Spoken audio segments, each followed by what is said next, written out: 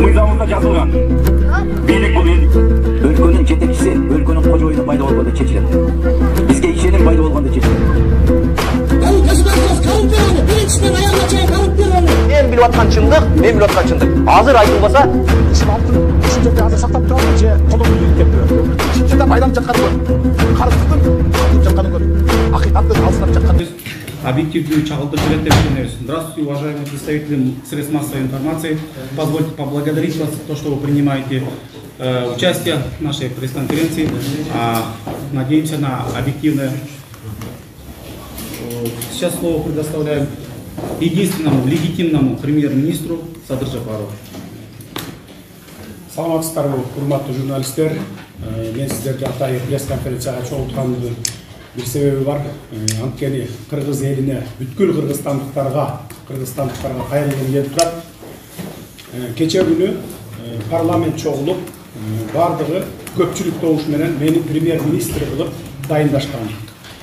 Bugün ertenden başlap men işe giriştim. Hökümet uyuna barıp kettim. Ayakta uşu har kanday күчтөр özüçü salıp, öz kızıkçılıklar üçün biйлик bölüştürüş üçün bargan kızıkçılığın menen bargan күчтөр болгондугуна байланыштуу башка жерде ушундай кырдаалда иштеп атамын. Азыр эртең мененден бери тынымсыз иш жүрүп атат. Өкмөттүн иши токтоп калган жок. Бардык өкмөттүк структуралар иштеп атат. Бардыгы менен мен координировать этип отурам. Бирок мына азыр ушул моментте, ушул убакта эртең мененден бери карай эле ошол ар кайсы күчтөр 3-4 күч контрреволюция жасайбыз деп аракет кылып атышат. Азыр бүгүн ушул моментте өкмөт үйүн ээлеп алышыптыр. Мага жеткен маалыматтар боюнча бүгүн кырдаал оор, абдан оор, bir 300дөй киши менен барып туруп кирген экен. Бизге бүгүн Кыргызстанга бийлик талашып отура турган убак эмес. Мен легитимдүү премьер-министр катары иштеп атамын. Эгерде азыр мен аттарын айта албайм, дагы толук информация алып туруп айтамын. Айрым 1-2 күчү ошолордун арасынан артында ошо чоң фигуралар турат. Курал таратып, ушундай басып алабыз, анан согуш чыгарабыз деген ушундай пикирлерди айтып атыптыр. Пландарды түзүп атыптыр ошондой. Толук маалымат алам дагы, эгерде ошондой боло турган болсо, анда мен дагы пресс-конференцияга чыгарып туруп сиздерге аттарына чейин толук айтамын. Жалпы элге кайрылуу жасайм. Менин премьер-министрлик кызматым бул легитимдүү болду. Мага мисалы бир жерди барып басып алып, анан ошол жерде легитимсиз болуп отурганды мен каалабай, кече күнү ошо кечке чейин депутаттар чогулуп, мени официалдуу түрдө премьер-министр кылышкан. Мен деле барып ушул мисалы айтып атышат, Токтогазиев, анан Сурабалдиева деп атат. Ошолор элди чогултуп барып, координациялык кеңеш түзүп, анан кийин Токтогазиевди премьер-министр кылып шайлашып, анан барып басып алды деп атышат. Координациялык кеңеш дегенди биз түзгөндү 2005-жылы 2010-жылы да көргөнбүз. Мына ошол туура эмес координациялык кеңеш түзгөн бул туура эмес болгондуктан бүгүн биз бүгүнкү акыбалга келип отурабыз. Ошон үчүн эч кандай бир координациялык кеңеш түзбөстөн баягы мыйзам жолу менен кетиш үчүн мен ошо кече күнү кечке ошо депутаттар менен чогулуп, ошо парламентке барып туруп, анан парламенттин көпчүлүк депутаты менен официалдуу түрдө премьер-министр болуп шайланган. Координациялык кеңеш түзүп, ошого мүчө болуп кирген саясатчыларды, саясий күчтөрдү мен эч кандай алар менен сүйлөшпөйм, же болбосо өзүмдүн билгенимди кылып кете берем деген жокмун. Бардыгы менен сүйлөштүм. Бүгүн кечке чейин бардыгы менен жолугуп чыктым. Бардыгынан сурандым. Мамлекетти, элди, кыргыз элин сактап калышыбыз керек. Стабилдүүлүк болуш керек бизде. Мамлекетибизди жоготуп албайлы деп. Бардыгы эле макул дешти. Анан ушу 1-2 күч ушундай макул деп коюп, бирок ар жакта башкача иштерди жасап атышты. Мен кыргыз элине кайрыламын. Эгерде мен бийлик үчүн тырышып отурган адам эмесмин. Официалдуу түрдө парламенттен бекиткенден кийин бардык жоопкерчилик менин мойнума өттү. Кече күндөн баштап, ошол моменттен баштап. Эгерде ушундай согуш чыгарып, курал таратып согуш чыгара турган болсо, анда мен күнөөлүү болбошум керек. Ошон үчүн бүгүн түнү деп атат дейт. Ушундай кылабыз деген пландарын түзүп атыптыр. Ошондой кыла турган болсо, мен кайрадан сиздерди чогултуп туруп, кайсы күч артында ким турат, кайсы саясатчы турат, мен пофамилия аты жөнүнө чейин сиздерге жалпы элге кайрылып туруп айтам, андан кийин эл өзүңөр чечимди кабыл аласыздар. Жалпы эл өзүңөр чечимди кабыл аласыздар. Мына мен сиздерге ушундай маалымат берип коеюн дедим. Эгерде сурооңуздар болсо, сизди легитимдүү эмес деп айтты. Бир-бирден Бүгүн сиз өкмөт үйүнөн эмнеге чукул чыгып кеттиңиз? Өкмөт үйүнөн чукул чыгып кеткеним ошо саясий күчтөр чакырды. Бирөө бир жерге топтолгон, экинчиси экинчи жерге, үчүнчүсү үчүнчү жерге, бүт баары менен мен жолугуп келдим. Ошогон чыгып кеттим. Мен коркуп чыгып кеткен жокмун. Мен корко турган адам эмесмин. Өлүмдөн коркпойм. Бир жолу өлүп кайра тирилген адаммын. Анда кайра бара аласыз? Ошондуктан азыр токтоп туруңуз, мен жооп берейин толугу менен. Урматтуу журналисттер, бирден суроо берсеңиздер, бардыгыңыздардын сурооңуздарга жооп берем. Ошон үчүн чыгып кеткенмин. Керели кечке ошо саясий күчтөр менен жолугуп келдим. Мен аны кийин кимдер менен жолукканымды, кандай сөздөр болгонун кийин айтамын. Азыр айта албайсыз. Азыр айта албаймын, бирок мен бардыгынан сурандым. Балдар, азыр бийлик бөлүштүрүп отурчу убак эмес. Азыр стабилдүүлүккө кирип, 2 айдан кийин жаңы мыйзамды кабыл алып, жаңы системага өтүп кетели деген сөздөрдү айттым. Алар мындай маалыматтар таратып атат интернеттерде. Мен азыр интернет караганга да убактым болгон эмес. Азыр бир 5 минут болуп кире калсам, мындай деп таратып атышыптыр. Матраимовдун кадрларын коюп салды. Анан ЖМБ өкмөттөр менен сүйлөшүп атат. Алар менен мындай бир сговорго кирип кетти деген материалдар таратат. Урматтуу калайык калп, урматтуу ошол жанагы аянтта жүргөн, өкмөт үйүн басып алган жаштарга айтып коеюн, айрыкча жаштар. Силер жанагындай интрига кылган саясатчылардын бул калптарына ишенбеңиздер. Бир дагы должностька эч ким даже керек болсо уборщицаны назначать эте элекпиз бүгүнкү күндө. Мен көчөгүнкү гана позицияда турам. Мурдакы мамлекеттик структуралар өзлөрү иштеп турсун деп. Иштеп атышат бүгүн ошондой. Бир уборщицаны назначать эткен жокпуз.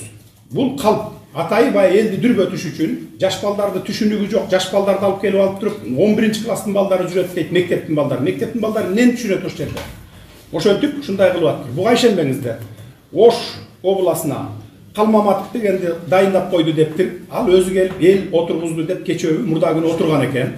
Эртең менен өзү менен байланышып туруп өткөрүп берип кеткен. Эгер губернатор өзү жок болсо, замына өткөрүп бер дедим. Замына өткөрүп бериптир. Ал бүт маалыматтарга чыгыптыр. Ескилер келбесиндер кыйкырып атат жаштар. Ескилер келбейт. Азыр ескилер келгенде деле ескилер 2 ай отурат. Жаңы конституция кабыл алынгандан кийин кайрадан шайлоо болот, парламенттик шайлоо, анан президенттик шайлоо болот.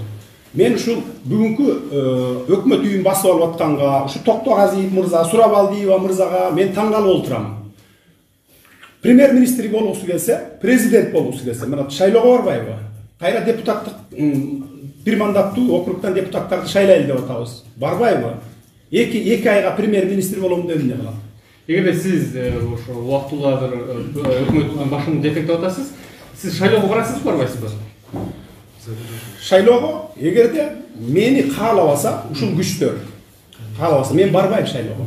Мен барбайм. Мына эл ишенип бергенден кийин келгиле, урматтуу кыргызстандыктар, урматтуу бардык саясий күчтөр. Мына мен айтып аткан ушуну саясий кеңешме түзүп, конституциялык кеңешме түзүп, ушул жаңы конституцияны кабыл алып, жаңы системаны түзүп берип, анан шайлоого барып туруп, ар кимин депутат болгон келгенин депутат болуп кел, президент болгонун президент болуп кел. Эгерде ошол кеңешмеби, же элби, же ушу саясий күчтөрбү мени президенттикке барбайсың десе, мен барбай эле коем. Маған бийликтин кереги жок. Бийлик менен байлыкка кызыккан эмесмин. Сиз жакында эле абактан чыктыңыз. Бирден суроо билечи, бирден. Сиз менден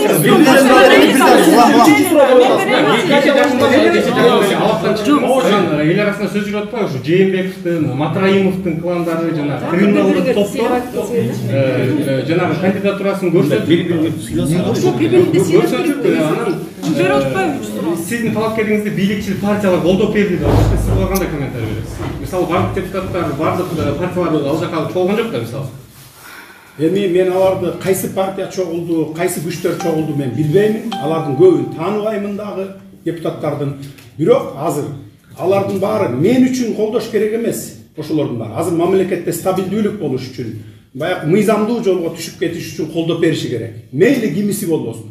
Ал мен алар менен бирөө менен да сүйлөшкөн жокмун жекеме жеке. Мени колдоп бер же болбосо мындай кылып бер, тигиндей кылып бер деп. Мен тааныбайм аларды. Катя Урунканова. Сиз айтып кетсеңиз, айтып атпайсызбы, легитимдүү түрдө мен иштеп баштадым деп. Бирок бүгүн Мыктыбек Абдылдаев айтып атат, легитимдүү түрдө иштей элек, анткени азыр беките элек деп атат Жогорку Кеңеш. Ошон үчүн силер азыр легитимдүү эмес болуп калып атпайсыңарбы?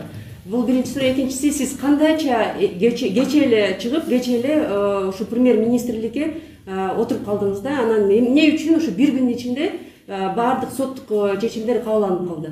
Кандай кабыл алынып калды? Бул кандайча сыйкырдуу, бул эмне деген маселе мындай чечилбейт да тест түрүндө? Эми көчөгүнү акыбалды көрдүңүздөр, элдин талабын көрдүңүздөр. Ошо элдин талабы менен парламенттик сессия чогулду.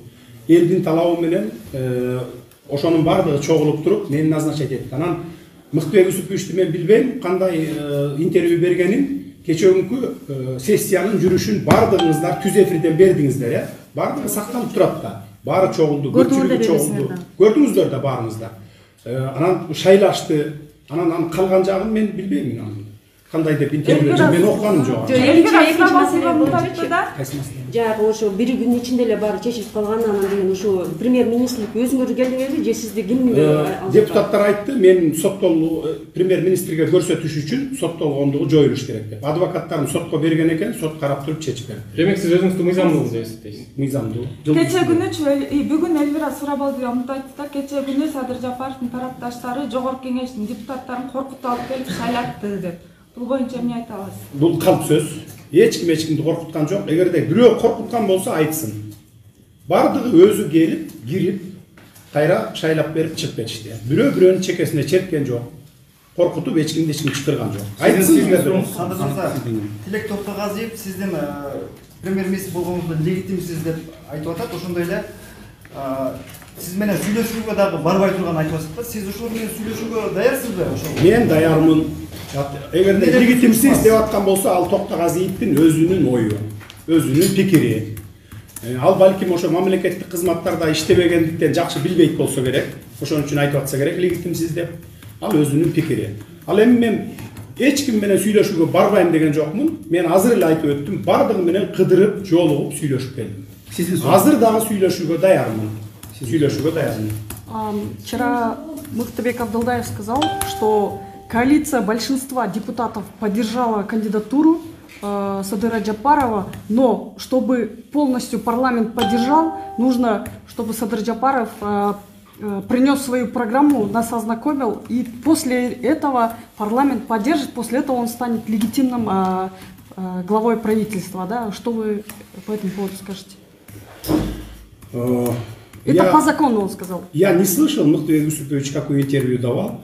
Но то, что вчера вот была сессия, вы сами все на прямом эфире видели, они собрались, большинство депутатов, и назначили меня премьер-министром.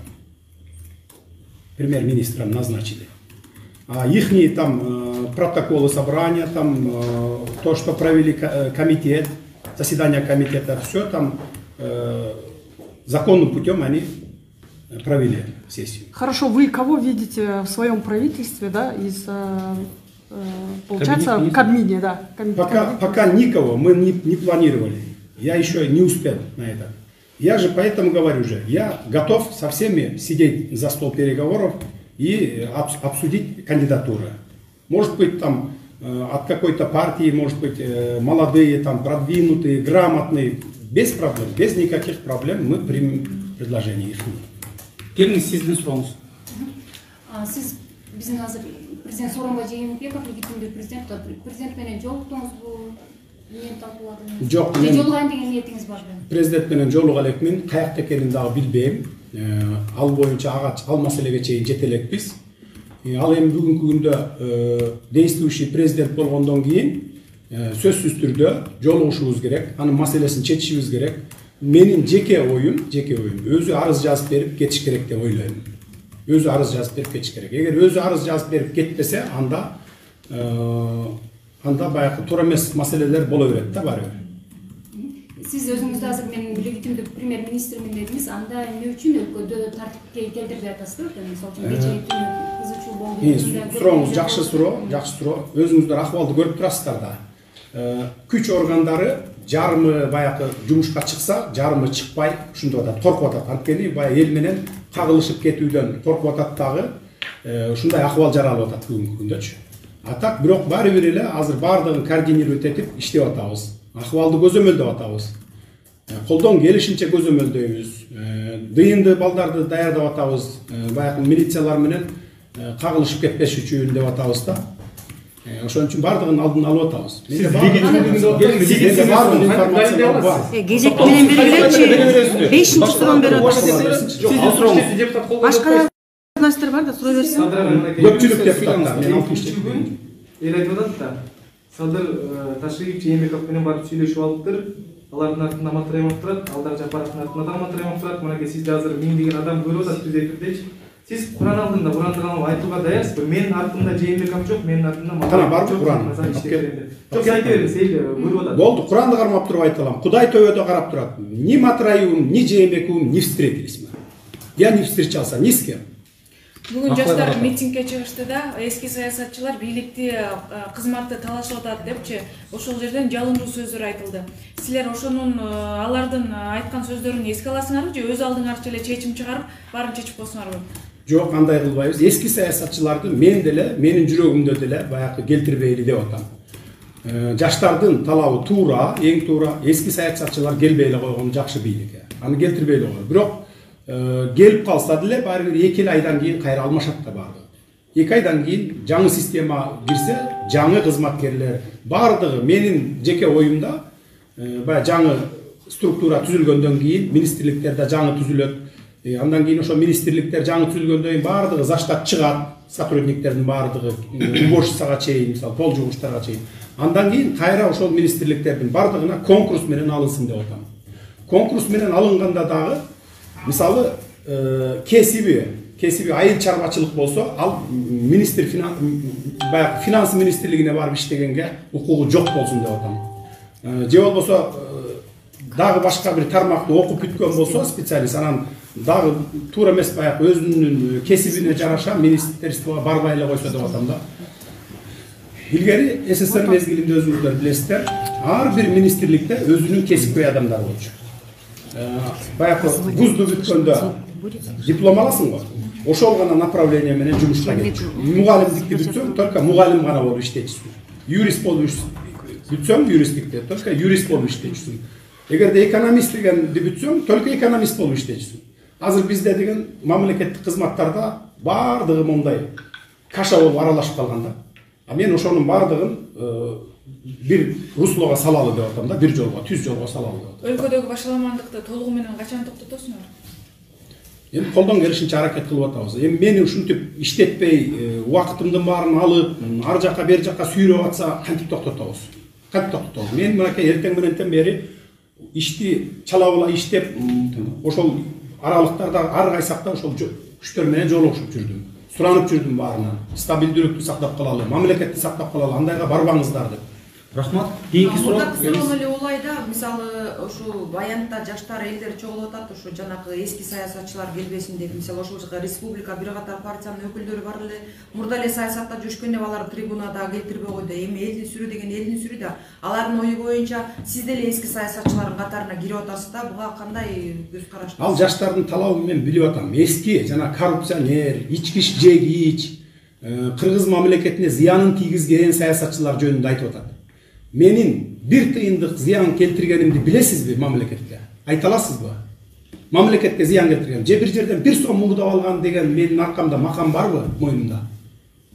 Айтыңызчы. Жок, мен журналист катары. Жок, мен сизге суроо берип атам ошол. Ошондой барбы? Жок, мен анда айта албайм эчтеке деп. Анда жаштардын талабын мен билип атам. Мен жөнүндө айткан жок алар. Мен жөнүндө айткан. Жок, сиздин атыңыз айтылган үчүн биз суроо берип атабыз. Эми менин оппоненттерим баягы содалашып, должность талашып аткандар андай сөздөрдү айта берет. Алардын 5 кишисин коюп койсо, бирөөсү кыйкыра берсе боло береби, андай болбойт да.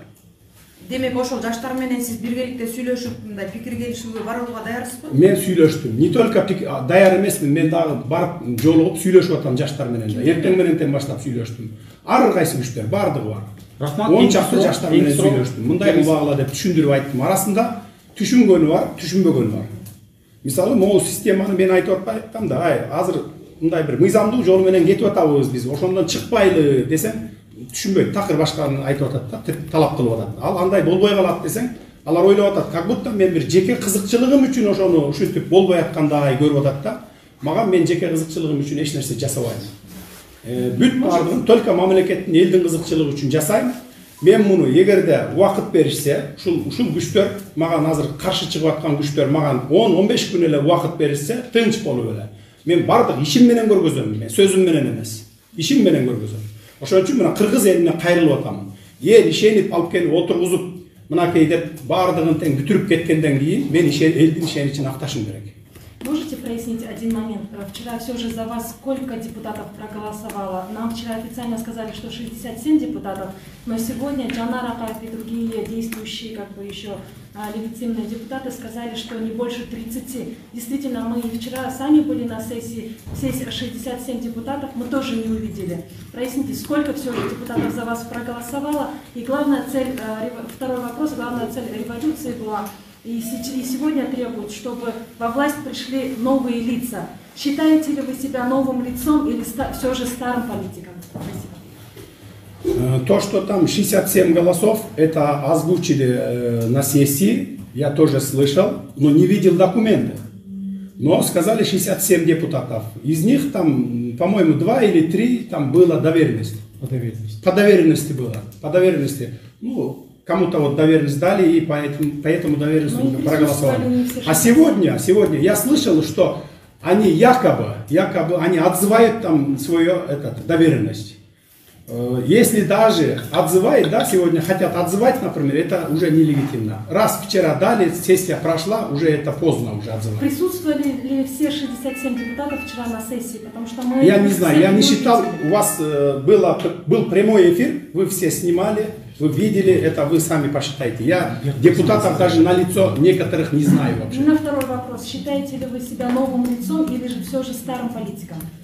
Я в политике с 2005 года. Я считаю себя новым политиком, не старым.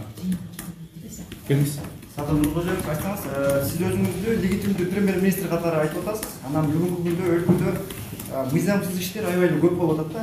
Сиз ушул өзүңүздү легитимдүү премьер-министр деп жарыялаган күндөн баштап ушул өлкөдө болуп жаткан бардык мыйзамсыз иштерге болобу, бардыгына жоопкерчилик алам деп ойлойсузбу эртеңки күнү?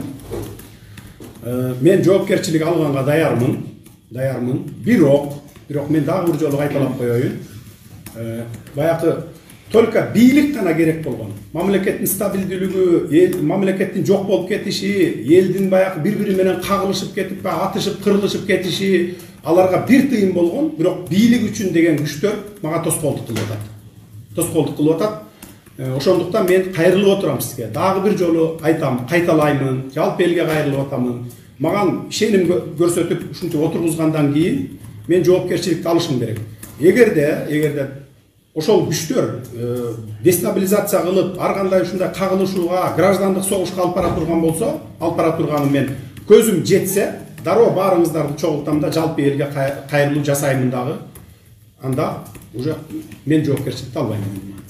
Эл өзү чечип алат. Рахмат. Легитимдүү экениңизди сиз кантип далилдейсиз? Болбосо сизди эч ким тааныбайт. Иним айланайын, эми сен көчө күнү сессияны прямой эфирде тартып отурдуң го өзүң. Жок, кантип далилдейсиз? Мисалы, далилдеп турбайсың. 60тан ашуун депутат сизге кол коюп берди. Алардын колун сиз далилдеп бере аласызбы, мисалы? Кол койгондон кийин турат да, значит, кимде турат? Жогорку кеңештеби барып сурап албайсыздарбы? Сиз элдик лидер болсоңуз, башка күчтөрдүн башын бириктире аласызбы? Кайра кайталап жооп берейин. Бириктиргенге аракетимди кылып атам. Бирок эки күч баягы өзлөрүнүн талаптарын ультиматум коюп атат да, мындайча айтканда. Сиз бөлшөк артында жашынып алып, өзүңүздүн беделиңизди түшүрүп аткан жоксузбу, мисалы? Мен кайра бөлшөк артында жашынып сыяктуу жыйындарга катышып, мисалы, чогултуп. Мен даярмын, чакырса, мени чакырса кантип барбай коем мен? Бардык жакка барып атам. Мен дагы бир жолу кайталайын. Кыдырып баары менен жолугуп келдим. Мен көшө артында каякта отурам, жакшына отурамбы? Соттуулугуңузду бир күндө аныктап коюу канчалык реалдуу мисалы? Ал эми обстановка кырдаалды көрүп турасыңар. Бир күндө эмес, 1 саатта керек болсо актап койгон. Феликс Шаршембаевди 2005-жылы түрмөдөн чыгарып келип туруп түптүз апарып премьер-министрликке даже актабай туруп отургузбогон. Эртеси күнү чечимин алып келип берген. Бул кырдаалды көрдүңөр да өзүңөр. Можно вопрос? Бул саясий кырдаал ушундай болгондо болот экен. Вы сказали, сейчас ведете переговоры со вчерашнего дня, уже несколько дней уже ведете переговоры с разными силами, и сказали о том, что несколько групп ставят вам палки в колеса, да? А о ком вы говорите конкретно, можете сказать? Я пока именно не буду озвучивать, не буду, это пока еще рано. Совсем я перевел переговоры. Некоторые ставят ультиматум. Они просят должность, там, министерство. Я им говорю, давайте не будем пока назначать. Старая там система пусть работает. Они этого не хотят. Они один просит первый вице-премьер, премьером сделал, чтобы другой просит министерство финансов и другой, там силовую структуру есть, которые просят ребята. У кого еще вопрос? Сиз көчөтөн бери премьер-министрин деп жарыяладыңыз, элдин баары деле жарыялады, анан бирок бүгүн да ошо чыгып атпайбы күчтөр легитимдүү эмес деп. Бирок сиз премьер-министр болуп иштеп атасыз. Тоготуп атабы сизди ушу мамлекеттик органда? Эмне үчүн кечеден бери түнү менен сиз ошо иштердин баарын деген ачыкка чыгарып, кайсы иштерди эмнени кылып атасыңар, ошону элге көрсөтпөй атасыңар. Эмне үчүн ушундай реакция болуп атат коомдо? Анткени сиз кылган иш көрүнбөй атат. Эгерде кылсаңыз ошону көрсөтүңүз. Мен да ошо ачыкка чыгарып элем. Сиз азыр деген сиз айтып атасыз, ушундай кырдаал болуп аткандан кийин анда ошо кырдаалга жараша иштешиңиз керек да. Сиз премьер-министрмин деп азыр да айтып атасыз. Бирок эл тааныбай атат сиз премьер-министр экениңизди. Мен азыр көрүп атам, мамлекеттик органдар билбейм сизди тоготуп атабы, тоготпой атабы, бирок бүгүн чын эле МВД жумушка чыкты. Бул жакшы иш деп ойлойм, анткени биз ошону күтүп атканбыз коом. Эми башкалар деле иштеп башташ керек да. Биз деген мындай силердин деген билбейм революциялардан тышкары дагы биздин өзүбүздүн жашообуз бар да, биз жөнөкөй элдердин. Ошо жашоо токтоп калып атпайбы? Бүт баары жабылды, банктар жабылды, эмелер окуу жайлар жабылды, дистанциондукка кайра өттү. Бүт токтоп турат. Көчөтөн бери эмне кылдыңыз, эмне үчүн ачыкка чыгарбай атасыз иштериңерди? Мен түнкү саат 10-да бекидим, түнкү саат 10-да. Түнкү саат 10-да уже госструктуралардын баары кызматтан кеткен, жарымы баягы бездействует ошол сыяктуу. Биз бирок мен жасаган эмгегимди айтайын. Резиденцияга баратат, жанагы Киргизия Айдинге баратат, тонойт экен ошол жака деп бараткан бир 400-500дөй адам бар экен. Ошолорго дыйындыларды организовать этип, жолун тозуп, токтотуп калдык. Бүт интернеттерден көрсөңүздөр болот. Мына муну биз жасадык. Андай кылбагыла атыш болуп кетет азыр деп аны жасап токтотуп калдык. Эртең мененден баштап милициялардын чыкканы, күч структураларынын чыкканы ошол биздин эмгегибиз. Бардыгын азыр координировать этип атабыз. Улам эле ошонун баарын ушу чакырып алып эле силерди айтып, антип жарыялап мен популист болгум келбейт. Просто менин чын жүрөгүмөн каалаганым стабилдүүлүктү орнотуп, түз правовой поле менен кетип калганды каалап атам. Мына жасап атабыз. Мына мен бир күн, бир суткада бул элек меникине. Мамлекеттик органдар баш ийип атабы? Баш ийип атат бардыгы тең. Мына мен охрана менен жүрөм. Гос охрана менен машинени берди, бардыгын берди, охрананын баарын. Күч структураларынын баары угуп атат. Мен дагы бир жолу кайталап кетейин, координировать этип бардыгына тапшырмаларды берип атам, аткарып атат полностью. Республика боюнча бардыгын айттым, жана Ошту айтып атпайбы, жазып атпайбы, Калмаматов деген ушундай бир бандитти дегенби, бандитти коюп салды деп. Ал барып отурган экен, мен ага өзүм жеке чалып туруп айттым эртең менен таң атпай 6-да. Бергин, мурдакы официалдуу түрдө мыйзам менен отурган замына бергин дедим. Ал бериптир, ошол замат бериптир. Бардык аткарып атат. Ал эми айрым жерлерде ошол акимиятты, жанагындай да областты басып алуулар болуп аткан экен, эми аны бардыгына бир моментте үлгүрбөйт экенсиң. Мына монтип ар кай жакта жүргөндөн кийин. Ушул эле теманы улай суроо бергим келип атат да, ошондой иштердин аркасынан бул алар айтып, мисалы биздин каналда кечээ ушундай бир 3-4 5-6 киши барып эле ошондой болуп ситуация болуп кетти. Анан алар деген айтып атат да азыркы убактылуу өкмөттүн атынан келип атабыз деп ошолор сиздердин жасап жаткан иштериңиздерге кедергисин тийгизип атат да. Алардын иштеп жатканы, ошо кылып атканы, басып алып жатканы канчалык деңгээлде мыйзамдуу, анан кандай чара көрүлөт, качан чара көрүлөт? Мен биринчи күндөн баштап айтып атам, карындашым. Каракчылык менен албагыла деп. Анан убактылуу өкмөт эмес, кадимки эле өкмөттүн атынан барып атабыз десе, анда ишенсеңер болот. Ошондо дагы баягы интрига болуп калп эле фейктер бар болбасын. Биз андайга жиберген жокпуз. Мен жибергенге мен андайга каршымын, жол бербеймин. Башынан айтып келатпайм, мына мен башынан айтып келатам. Каракчылык жол менен эмес, мыйзамдуу жол менен кетели. Каракчылык жол менен болгондо 5 ай, 6 ай, 1 жылга чейин стабилдүүлүк орнобойт, экономика түшөт. Бардыгы мисалы кошуна мамлекеттер биздин чек араларды да жаап ташташы дагы мүмкүн. Абдан бир мындай сокку болушу мүмкүн да. Ошон үчүн мен суранып атам, мынакей саясий күчтөрдөн суранып атам, мага жардам бериңиздер деп. Должность ал табылат. Мейли ким каяка десе келсин, ошо жаңылар. Ошол эле Токтогазиев Сурабалдиева берейин мына деп туруп, жаңы экен, жаңы болсо ошол тартып кете аласың деп. Токтогазиевке Минсельхозду берейин. Сурабалдиевага кайсы спец экен, анысын берейин, тартып кетсин мына. Мен аларда каршы чыгып аткан жокмун. Садыр Нуркожоевич, мен барып КТРдин кабарчылары мен жөнүндө айтып атат. Мен Садыр Жапаровдун атынан келдим, кимиңер отурасыңар, отурула. Бирок деген башка партиялардан келгендерди киргизбегиле деп мен Мирлан Самылкожо менен телефон чалып сүйлөштүм. Суйта Сойурбаевага барып айттым мен. Мен айтышып атат. Мен мыйзамдуу эмес деп. 5 каналга бардым, ЛТРге бардым, Пирамидага бардым. Телештирип турган момент эмес. Мен бияка айтканым чын. Мен айттым, бардыгы качып кетип атпайбы, мына руководителдер жок, эч кимиси жок, кабарлашпайт. Мына азыр деле ошондой болот. Жарым структуралардын жетекчилери жок. Ошентип эле мен жөн гана передавать эткенмин. Бирөө барып басып алам десе, аган макул болбосу. Жок, кечээ бизге бир бул партиясынын эмнеде Чынара Капарова барып басып алып анан кара биз чыгардык. Эми ал суроо чечилсе, конкреттүү суроолорду берем мындай. Кыргызстандагы акыркы окуялардан кийин сиз сыяктуу эле мурдагы президент Атамбаев дагы абактан чыкты. Сиз ошолордун абактан чыгышына кандай баа бересиз? Анан кийин премьер-министр катары ошолор менен кандай бир сүйлөшүүлөр болдубу? Сиздин командаңызда өкмөт башчы катары кимдер бар бүгүнкү күндө?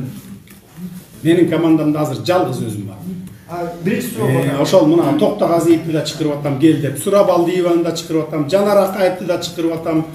Башка аттарын атайын дагы Мирбек, жана Чыңгыз дегенде жүрөт, фамилияларын унутуп калдым. Бардыгын чакырып атам. Келгиле. Каерди тартып кете аласың? Мен сени коюп берейин. Сунуштайын жогорку кеңешке. Бекитип берсин сени деп атам мен. Мыйзам түзмөн. Атамбаев боюнча уктуруңуз азыр. Бирок алар ошол кээ бир ошол тармакты тартып кеткенге көзү жетпей турат окшойт. Ошон үчүн ушундай интрига кылып эле ушундай болуп атат да. Атамбаевдин чыгышын мен туура эле көрдүм. Анткени как-никак экс-президент болчу мурда, 6 жыл мамлекетти башкарган адам. Ал камалбай туруп, сот аркылуу сот менен маселесин чечип алса болот. Ал деле саясий туткун турбайбы? Бир топ суроолор берилди. Жыйынтыктайлычы азыр эч ким мэриясына башкарманы уланып атпайбы, ошону кантип жөнгө саласыздар? Уланбай жөнгө салабыз. Маган только убакыт бергиле, маган мишайт этпегиле. Силерден, журналисттерден суранам, анан ушу жанакы саясий күчтөрдөн суранам. Азыр должность бөлүшүп отура турган убагыбыз эмес. Көлбаев менен кандай тиешеңиз бар? Эч кандай тиешем жок, байланышым да жок. Мен Көлбаев менен сүйлөшүп көргөн адаммын. Президент кол койдубу? Кайсыга? Жок. Көчөккө чечимге. Президент жок болсо, таппайт жайы. Бишкекте деп атпайбы. Бүгүн кайра деп атса мен билбейм да. Байланышка чыкпаса, мен дагы бир нерсени тактап коеюн. Урматтуу журналисттер, урматтуу калың журт. Жанагы жаш балдар митингде жүргөн. Президент менен сүйлөшүп алыптыр, анан монтуп атыптыр деген ал болбогон окат. Мен президент менен байланышка чыгат элекмин, сүйлөшөт элекмин. Бирок ал азыр официалдуу түрдө президент. Эгерде байланышка чыгып жолугалы десе, мен жолукканга даярмын. Даярмын да айтамын. Мен өзүм сунушумду келтирем. Эми ушундай акыбал ушундай болуп калды, ушундай кырдаал болду. Эми өз арызыңызды жазып берип эле кетиңиз. Ал эми көчөңкү кырдаал болгон боюнча мына киши өлүп кетти, 3 киши өлүп кетти, 200гө жакын жарадар алды. Ошол эле мезгилде милиция кызматкерлеринен дагы бар экен. Ал боюнча иш козголуп, анан ким күнөөлүү экени териштирилип, адилеттүү түрдө бирөөнү жөн эле жала жаап, же болбосо бирөөнү одарып күнөөнү андай эмес, сот чечими. Мен көчө күнү жогорку соттун төрайымы менен да жолуктум. Шуну дагы айта кетейин, жолугуп экөөбүз сүйлөштүк. Мен сурандым андан, аларга мен тапшырма берип же бирдеме кылганга мен укугум да жок. Президенттин да укугу жок керек болсо. Мен жөн гана сурандым. Бардык сотторго телефонограмма менен айтыңыз дедим. Айтыңыз, эртең мененки саат 8-ден баштап, биз кечинде түндө жолуктук. Эртең мененки саат 8-ден баштап бардык сотторго, райондук соттордон баштап өзүңүздүн Верховный сотторго чейин телефонограмма бериңиз. Саат 8-ден баштап чыгарган 6-эмеден баштап чечимдеринин бардыгы адилеттүү болсун деп. Анан мыйзамдуу болсун деп. Буга чейинкиси эми ушу көрдүңөр, билесиңер соттордун чечимдери кандай чыгып атканын. Мен өз башыман өткөрдүм, жон терим менен сездим анын баарын. Gördüm mınakey. Oşun için men surandım. Eceke ушундай кылыңыз. Bir дагы сот райондон эгерде туура эмес чечим чыгарса, мыйзамсыз, адилетсиз чечим чыгарып койсо, самый главный адилетсиз чечим. Эми мыйзамдагы биздики кээ бир жери 50/50 болуп кетет да, мисалы. Бияка буруп койсоң да болот, бияка буруп койсоң да болот. Ошолорду айттым. Эң негизгиси адилеттүү чечим болсун. Bir дагы сот ушу сиздерден пайдаланып айтып кетейин, эми сотторду эле көрүп турат, угуп турат. Bir дагы сот адилетсиз чечим чыгарбаңыздар. Эгерде адилетсиз чечим чыгарып, мыйзамсыз чечим чыгарып турган болсоңуздар, дароо жоопко тартыласыздар. Мына мен силерден ушуну суранам. Мен ушу адилетсиздиктин жон терим менен сезип, көрүп келген адам катары, мына 10 жылдан бери, 8 жылдан бери ошону көрүп жүргөн адам катары мен силерден суранам. Сиздер судьялар жардам бериңиздер. Эл ошо райондо жашаган элдер, областта, шаарларда жашаган элдер, ушу эл революция болгонун, адилеттүүлүк орногонун бүгүн саат 8-ден баштап мындан ары сезиш керек ошонун баары. А бирок көрсөтмө бергенге сиздин укугуңуз жок да. Мен көрсөтмө берген жокмун. Дагы бир жолу сизге айтып коеюн, провокацион суроо бербеңиз. Сурандым деп атам. Кайра перекачать эту суран эмелиңиз. Последние два вопроса. Вы. ВБКИЖ, скажите, пожалуйста, вот вы сказали, что вы единственный легитимный премьер-министр. Когда вы намерены приступить к своим обязанностям и когда пойдете в Дом правительства? Я сегодня с утра с 8 часов я приступил к работе. Всех госорганов я координирую. Даю команду, они выполняют мою команду. Вот я работаю. Я был утром в Доме правительства, а потом по делам я выехал. Встречаться с разными там силами. Скажите, пожалуйста, вот, продолжая тему, официальное рабочее место премьер-министра – Дом правительства. Но сейчас мы видим, что там неизвестно, что происходит. Все создают свои координационные советы, проводят там заседания. В то же время сами сотрудники, да, которые там до этого, даже рядовые сотрудники, не могут попасть внутрь на свои рабочие места, элементарно не могут вытащить свои личные вещи. Почему вы, как премьер, для начала не наведете в порядок в Доме правительства, не впустите в помещение своих же сотрудников и скажите, пожалуйста. Я еще раз повторяю, там различные силы хотят сделать контрреволюцию. А там не одна сила, там 2-3 силы. Они специально хотят провоцировать, понимаете? Поэтому я туда не отправляю милиционеров, там других. Там ДНД работает, понимаете? А сейчас народ ненавидит милицию, понимаете? Что если сейчас я отправлю там войска или там этот, может быть... А что, вы имеете отношение к ДНД? Ну вот этих дружинников, что ли? Да, я попросил ребят, они помогают. Чтобы помогает нам. Милицию помогает. Там тоже милиция тоже есть, они в гражданском форме. Вот я открыто сказал.